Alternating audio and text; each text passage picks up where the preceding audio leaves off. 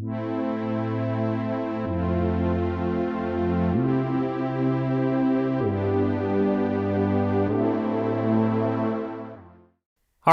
年4月，台湾国安单位做了政策决定，由台湾空军司令部在今年内完成南沙太平岛跑道新一波整建工程的招标作业，计划将目前长度1150米的跑道延长为1500米。据了解，跑道延长之后将能够供台湾所有类型战机起降。台湾官方针对太平岛的建设是除了郡深码头内侧船舶席位的深度之外，同时要延长码头的长度达100米，并利用当初新建太平岛码头挖掘时堆积出的新生地延长机场跑道。据了解，美方否决了码头延长的计划，但同意台湾延长机场的跑道。太平岛码头重新整建之初，就曾编列秘密预算，在岛的西北侧兴建巨型消波块，借以巩固未来跑道延长所需要的这块新生地。但美方长期来对台湾在太平岛相关的整建持高度的疑虑，因此工程进展缓慢。太平岛现有机场跑道长度已经可以容纳 F-16 战机和 C-130 运输机的起降，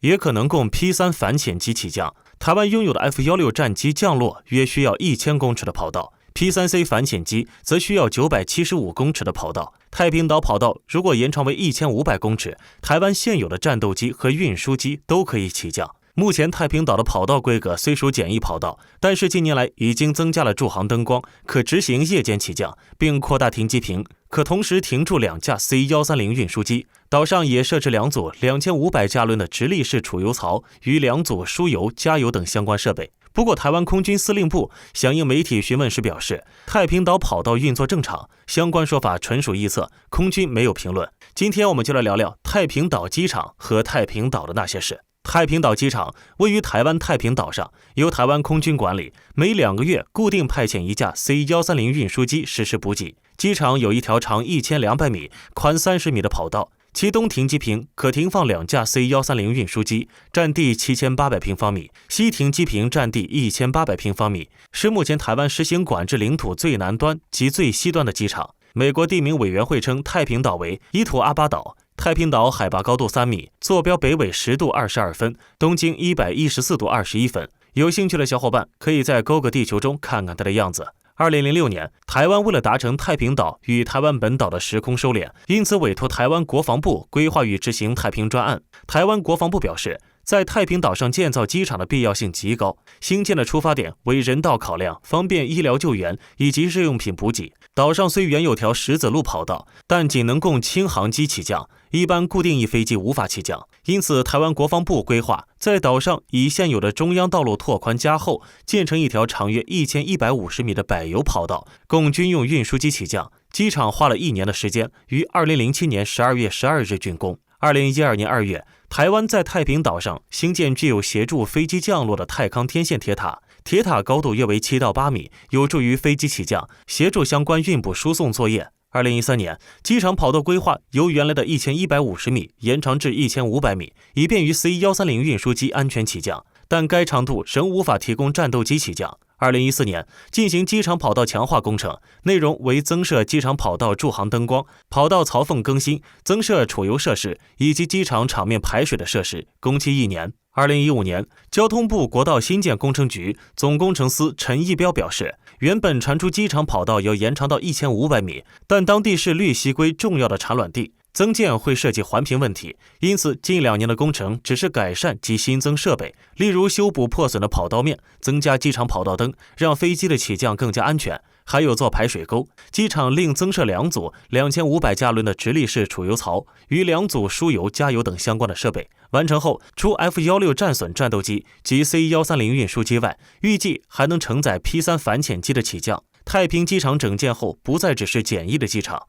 太平岛本身处于政治形态以及主权归属复杂的南中国海区域，即南沙群岛，且其位于马尼拉飞航情报区、胡志明飞航情报区及新加坡飞航情报区的交界点附近。值得注意的是，其实际位置在马尼拉飞航情报区之内，因此航机执行运补任务时需低调进行，进出此空域时得向马尼拉飞航情报区通报。由于太平岛距离台湾本岛较远，因此除了台湾空军每2个月一次的 C-130 运输机运补班机之外，并无其他的定期航班。我们再聊聊太平岛的主权争议以及各国的立场。中华人民共和国政府的态度。中华人民共和国政府认为，台湾国防部在太平岛进行机场建设，是为了监控解放军的中华神盾等舰队。解放军分析，台湾空军虽无法在太平岛起降战斗机，但可以使用 P3 猎户座海上巡逻机进行对全南中国海的监控。因此，中华人民共和国官方保留警戒防范以及反对的态度。越南政府表示，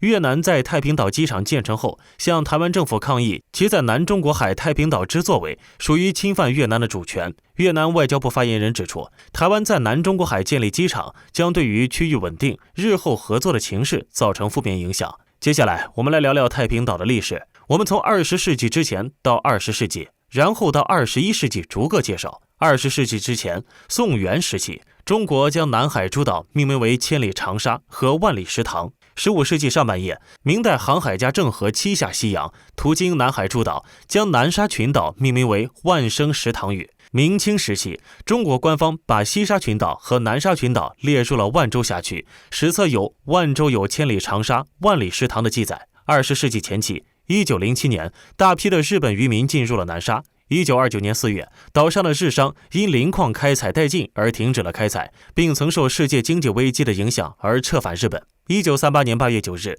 日本派遣军舰到岛上建立石碑，记载日本人开发的经过。1938年10月30日，日本派遣士兵和劳工登陆。12月7日，有更多的日本人登陆。1939年4月，日军占领太平岛，将其取名为长岛，纳入日治台湾高雄州，由高雄市辖下的新南群岛所管理。期间，日本曾在岛上驻扎过陆战队、气象情报队、通信派遣队和侦察机部队。1944年，日本在岛上建立了潜艇基地。20世纪后期，1946年12月，台湾海军收复太平岛。1945年二次大战后，先由台湾省行政长官公署接收管辖南海诸岛。1949年，海南地区筹备建省，太平岛由广东省改立海南特别行政区。1950年，菲律宾民间人士进占太平岛及其他南沙诸岛，开采磷矿。1952年，台湾与日本签订了中日合约，其中双方承认日本已经放弃对南海诸岛之主权。1956年，台湾海军先后派出了立威部队、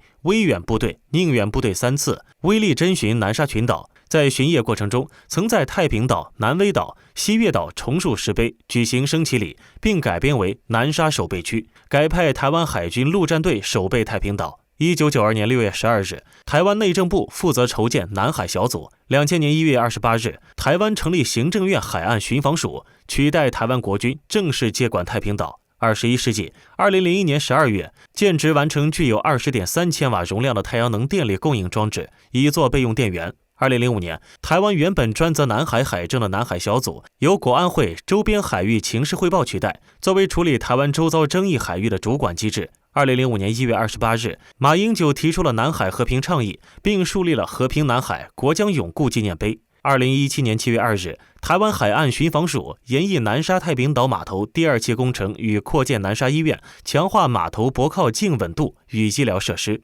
2022年2月27日，台湾海巡署表示，南沙太平岛港侧浚深及码头整修工程去年11月开工，目前施工进度超前，承商目前正在设置海水淡化机等前置作业，3月开始海域浚深等工项。据悉，全班工程可望于2023年4月底完成。2022年4月19日，经美方同意，台湾军方计划延长台湾方面控制的南沙太平岛机场跑道，必要时以供战斗机的起降。计划将在现有的长度基础上延长350米，总长将至1500米，台湾现有的战机均可实现起降。总结，太平岛是中华民族的固有领土，那里有著名的太平岛八景，它们分别是太平文化公园、四安亭、环岛生态步道、南沙太平岛观音堂、岛东日出、岛西日落、岛南海岸线、岛北海岸线。最后，小编希望早日实现南海的安全和稳定，和平、生态与合作才是南海共同的未来。愿大家热爱和平，远离战争。